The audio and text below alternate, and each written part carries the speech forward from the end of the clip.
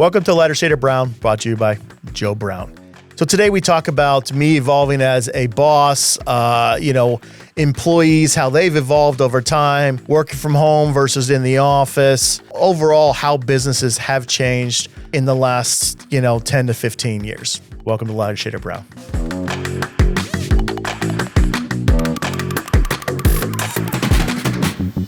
I've been a boss 20 plus years. Obviously started my own firm more than 10 years ago. I definitely have evolved and changed as a boss. I've had to learn how to do things differently. Some of those things are related to employees. I mean, especially because when I first became a boss, it was thrust upon me as a young lawyer. I think I was maybe a lawyer 3 years, and I was running another firm. The owner of the firm put me in charge. Next thing you know, I'm dealing with personnel issues. I mean, I'm a young baby lawyer. I've only been in life working for maybe 10 years. So, I had leadership qualities, but how do you handle things? I had the benefit of it being a very good market for employers versus employees. So you could put an ad back then, and within hours, if you put an ad, now, mind you, people used the newspaper as well back then, but that's when there was just now people were starting to do online searches. And I can't even think, I was like jobbing.com. I think it was, which was the thing. I don't even know if that's a thing anymore. I think they've been sold, but I mean, they even had like stadiums to jobbing.com. So that we could put an ad out, and I would literally have 40 paralegal resumes by the end of the day. And 10 of them would be like solid, like A+ people who wanted to come and work and were willing to put in a lot of work and were smart and wanted to learn. That's just not the world now. Now I put an ad out. We have multiple sources. We'll put it in 3 or 4 different places. They charge me an arm and a leg. We'll get maybe 30 resumes, 40 resumes that are decent. Okay, we'll start calling them. We'll set 10. I shit you not, 3 will show up. I mean, they just won't show up for the interview. No call, no show, nothing. These are people looking for jobs, supposedly. They just don't care. And of those 3, maybe one's decent, and then you bring them in and you hope they stay. And it becomes a wing and a prayer. I think we've got a great office environment, but people just don't have the conviction or the desire that they used to have. Now, maybe that's changing. And a lot of that changed as of COVID. I think in COVID, going up to COVID, people needed jobs. People wanted to work, COVID happens, people move back in with their parents. They realize, hey, maybe I can get by with less. I don't need as much. Or, hey, there's government help here and there, and I can maximize that. And maybe I can do this side business remotely, or I could do the X, Y, or Z, and I can make a little bit extra money, so I really don't have to make as much money as I used to, or I don't have to have that job, or I don't have to strive for that career. I don't know what it is, but it's a lot of it's about me. It's about me. It's about me. It's no one cares about the company. No one cares about what their job is or what they do or the effort that they should or shouldn't put into it. I mean, there's very little pride anymore in that. And I felt like that really ended in COVID, and now we're coming out of it. I think the market's changing. I think it's tough to find a job now, and people are starting to maybe appreciate the job they have.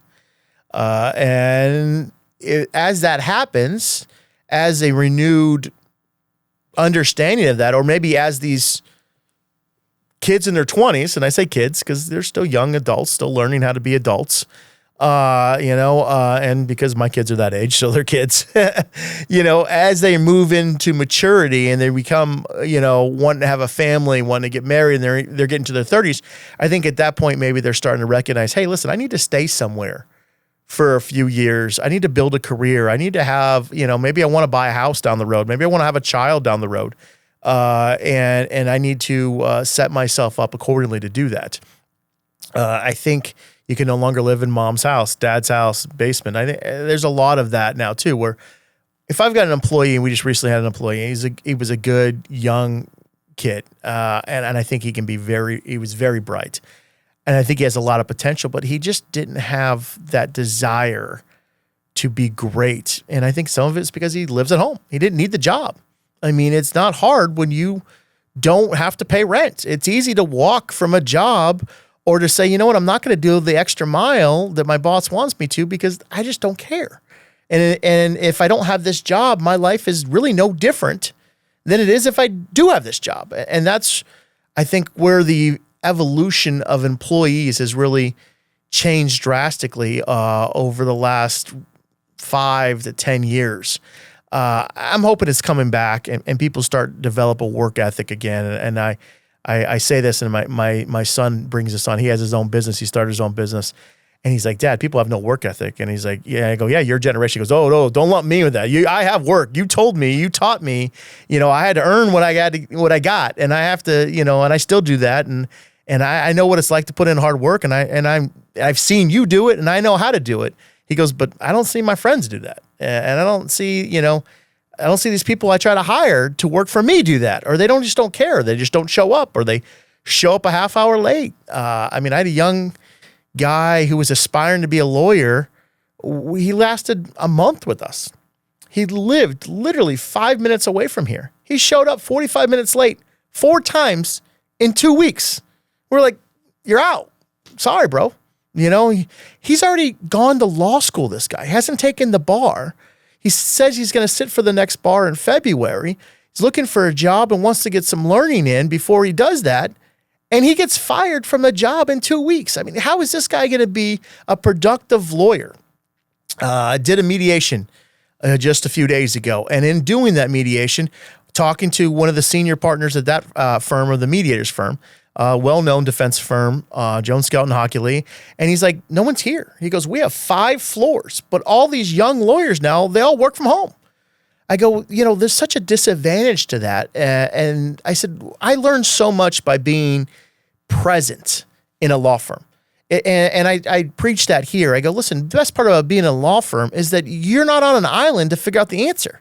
You can walk into a partner's office and we could say, hey, listen, maybe I don't know the answer. Let's roundtable this with a couple other lawyers that got more experience than me. And that's how you learn. And that's how you become a better lawyer. That's how you become a better paralegal. And to me, if that's what you want and you want to be the best you can be, that's where you want to be. You want to be in an environment. If you're looking for a paycheck and you want to have your own personal time and how is this going to set up for my life, well, then you want to work from home, but you're not working for ALG. I can tell you that much. We don't do work from home, because work from home is I'm taking care of the kids. I'm watching Jerry Springer. Oh, hey, FIFA game's on right now. Let me watch that. Oh, yeah, I got to do my laundry, and you're doing all that shit while I'm paying you. And that just doesn't work for me. Maybe I'm old school. Maybe I'm a jerk. I think I've evolved a lot as a boss and really worked on what we have here. We pay 100% of health insurance for our employees. My former employer didn't pay any of that. He paid like 50%. And when we ever broached the subject, it was like, no, I'm not doing that. And those are things that I think I've done. I'm also evolved as an adult. I'm not as maybe short-tempered, and I've learned to take time and maybe explain things differently and consider other approaches. I could tell you, as a young attorney, I had a fairly short temper and a fairly short leash, and it was not uncommon for me to let somebody go because you could back then. I mean, if you let someone go, you'd had 10 people lined up to take their job. So when Johnny kept showing up late, it's only 5 minutes, Joe. I go, yeah, it's 5 minutes, but you come in and then you go to the bathroom for 10 minutes and then you go in and you make your breakfast. And really the first hour, you've done no work. And when you point that out, they get offended. Well, how dare you? How dare you? I just paid you X amount of money for that hour and I got nothing from it. That's how this relationship works. I pay you for something you give me that helps my business make money. If you don't help us make money, we don't have money. I just had to explain that to a lawyer the other day saying, hey, if you don't settle cases, you don't bring fees in. If you don't bring fees in, I don't have money to pay payroll. You're on that payroll. You expect that payroll every 2 weeks to hit your bank. I expect you to bring in fees to help cover that. When you no longer cover your own payroll, you become a liability, not an asset. When you become a liability, you no longer have a job. And that's unfortunately that's how a business person has to look at stuff, and that's not cold. That's not anything else. I mean, I'm not running a charity. It's not my job to take money out of my pocket to make sure people can work when they're really not working or producing. We all have to work. I work. I'm here. I'm in the office probably more than anybody else.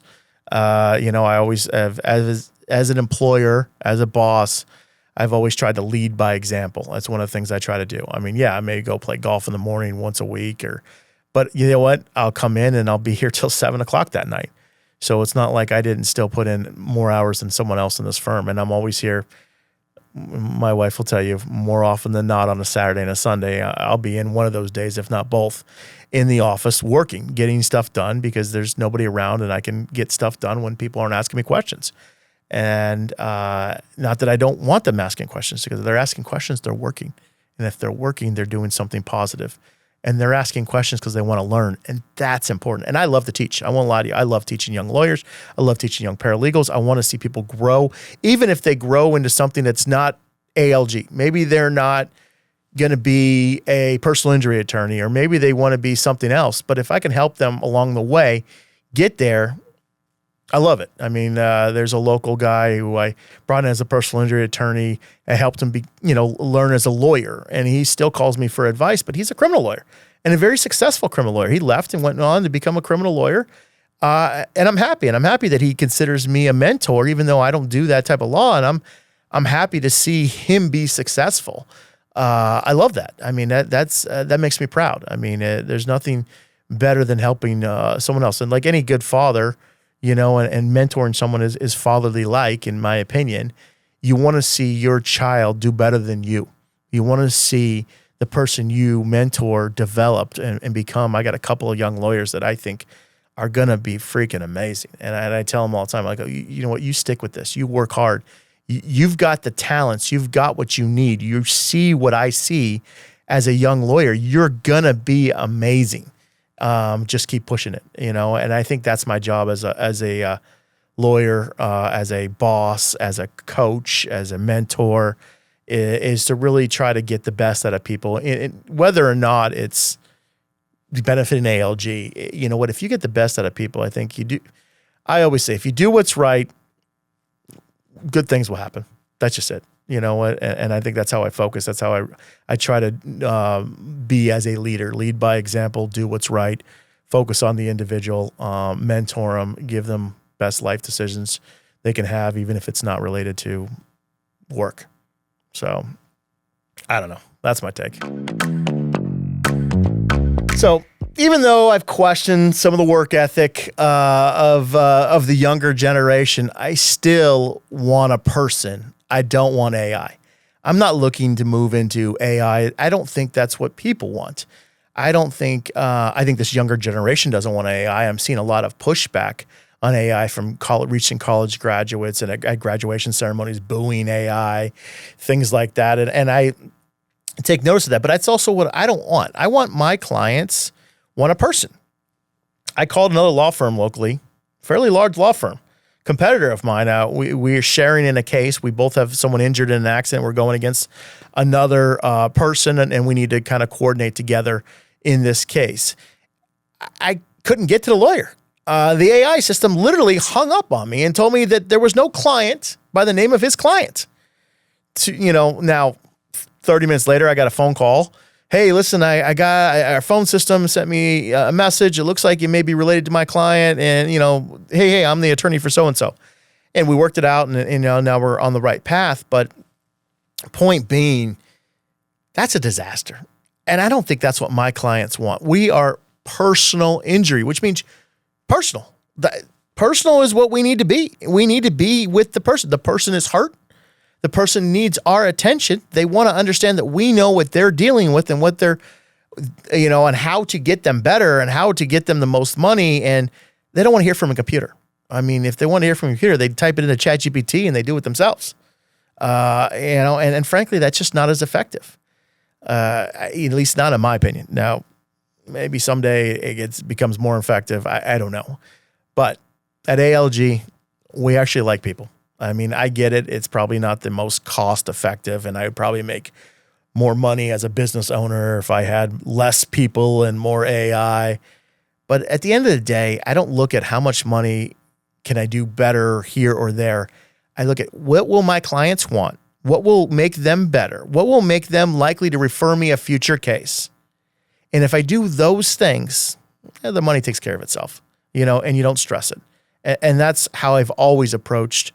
It's been one of our mantras here. If you do what's right for the client, the money takes care of itself. Do not do something based on want or need or desire of money. Do what's right.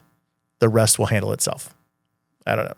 That's my AI take. Forgive me. I'm sure I offended a bunch of people, but hey, maybe we'll get some more people who want to work because they understand that having a boss who really appreciates the person and the empathy that they can bring, will help us all. I think it'll make us a better firm and it'll make us better as an individuals.